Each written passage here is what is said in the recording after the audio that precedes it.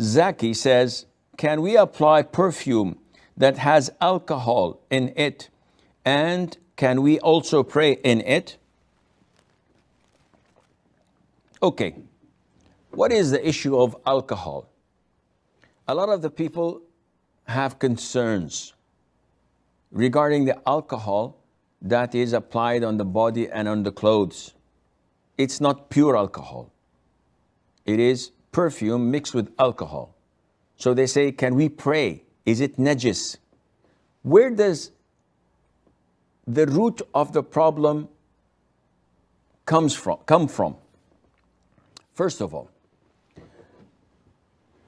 scholars differed long ago, and it's there in their books, whether intoxicants, and generally speaking, they refer to it as wine, whether wine is physically impure or it's only spiritually impure.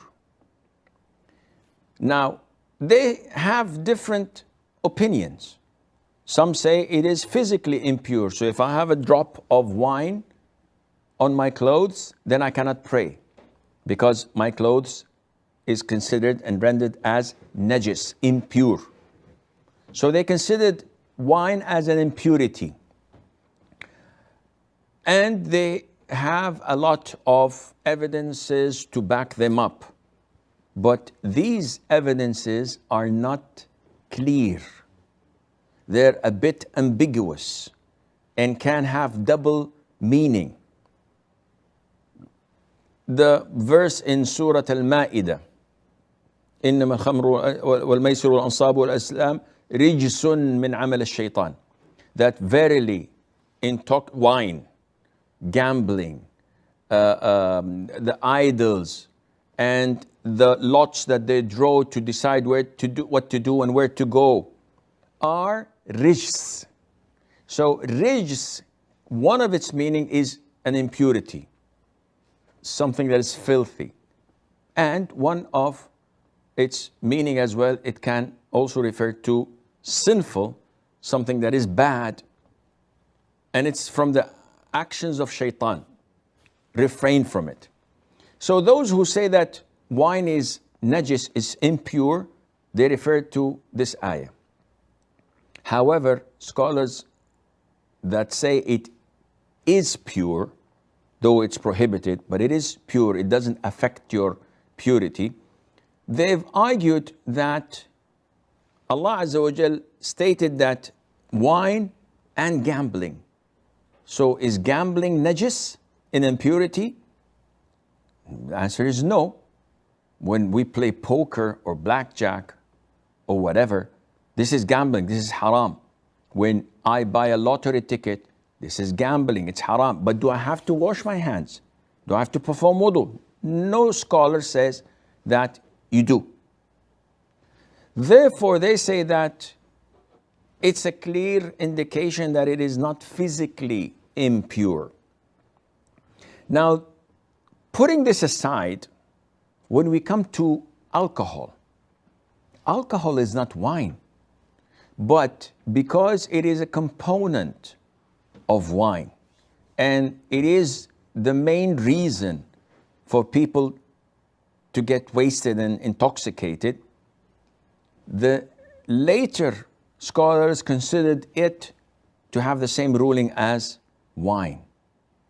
And hence, once you mix it up with perfume, is it najis now or not? Let's go back to the books of the old scholars to see whether wine is impure or pure. But realistically, alcohol is not wine. If you drink a glass of pure alcohol, you'll die. Even before you get intoxicated, you simply die. So, coming to the other side, when the scholars stated that it is pure, they have backed their opinion with a number of different evidences. One of them, the hadith of Anas, may Allah be pleased with him, and that is when the final ayah was revealed in prohibiting wine totally, because we know that there were 3 stages for wine prohibition. The first one, they ask you about wine and gambling or maisir, and say that there is benefits and there is great sins in it, and the sin far exceeds the benefits. So this is prohibition number 1. It's not prohibited, but you should not do it. Then stage 2, when Allah Azza wa Jal stated that you must not pray in a state of intoxication until you realize and understand, until you are conscious of what you are saying.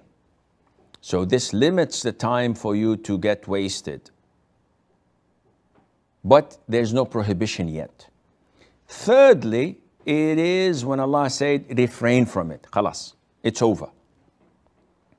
So the scholars use this as an evidence, because Anas ibn Malik said when this ayah was revealed, immediately all the companions spilled out the wine they had in the skin bags, and the streets of Medina were flooded with wine that ran like rivers. Everybody got rid of their whatever they had in their cellars. It's over, it's done. So the Prophet did not tell them to wash it. The Prophet did not tell them to take their shoes off when they entered the masjid, because they walked on these muddy, saturated grounds with wine, which indicates that it is pure. And this is the most authentic opinion of scholars, that alcohol, wine is haram. It's totally prohibited to make, to buy, to carry, to serve, let alone to drink. Now, wine and alcohol are not impure. They are pure in the sense that if you have a drop, if you touch it, you don't have to perform wudu or to wash yourself or to wash your hands. Having said that, it is totally permissible to wear and to put on perfume that is alcohol based, and to pray in it without any problem, whether you are a man or a woman. Now, for women, there is a disclaimer, which most of you know, but it's a reminder that a Muslim woman is not allowed to wear perfume and pass by men who would find her scent and smell. The Prophet said, ﷺ, whoever goes out of her home wearing perfume and passes by men who would smell her fragrance, then she is like a fornicator, like an adulteress, which is a major sin. Why is that? Simply because men are easily affected by whatever a woman puts on.